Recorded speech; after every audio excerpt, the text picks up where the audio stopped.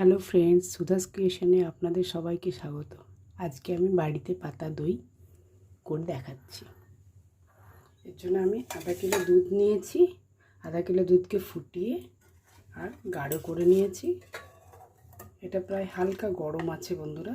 এই হালকা গরম অবস্থাতে আমি দইটা পাতবো।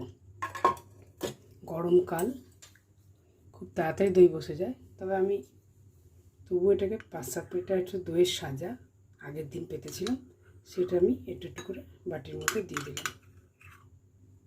এবারে এটা আমি ভালো করে হাতে করে লাগিয়ে দেবো, কেন কি পুরোটার মধ্যে লাগালে দইটা খুব ভালো বসে।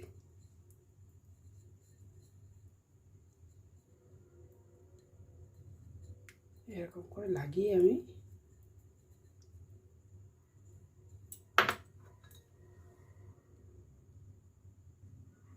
এভাবে আমি দুটো বাটির মধ্যে ভালো করে দইটা লাগিয়ে নিয়েছি। এবার এই দুধটা আমি ভালো করে গাঢ় করে রেখেছি।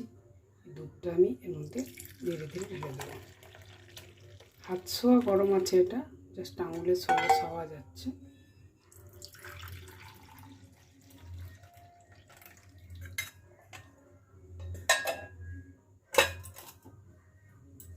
এটা আমি ওভারনাইট রেখে দেবো এইভাবে ঢাকা দিয়ে। কিছু করলাম না বন্ধুরা, জাস্ট দুধটা ফুটিয়ে আর দই সাজার মধ্যে দিয়ে দিলাম, নিয়ে এইভাবে এটা আমি ওভারনাইট রেখে দেবো। তারপরে দেখাচ্ছি। সারা রাত রাখার পর এইভাবে দই আমার তৈরি হয়ে গেল।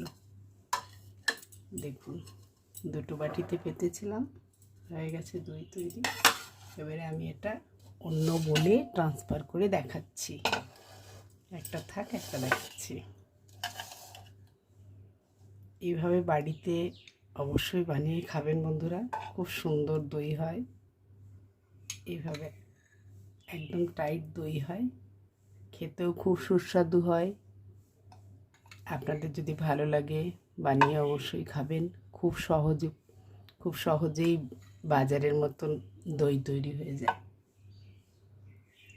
আর যদি ভালো লাগে তাহলে একটা লাইক করবেন আর আমার চ্যানেলকে সাবস্ক্রাইব করবেন। নমস্কার বন্ধুরা, আমার ভিডিও দেখার জন্য আপনাদের সবাইকে ধন্যবাদ।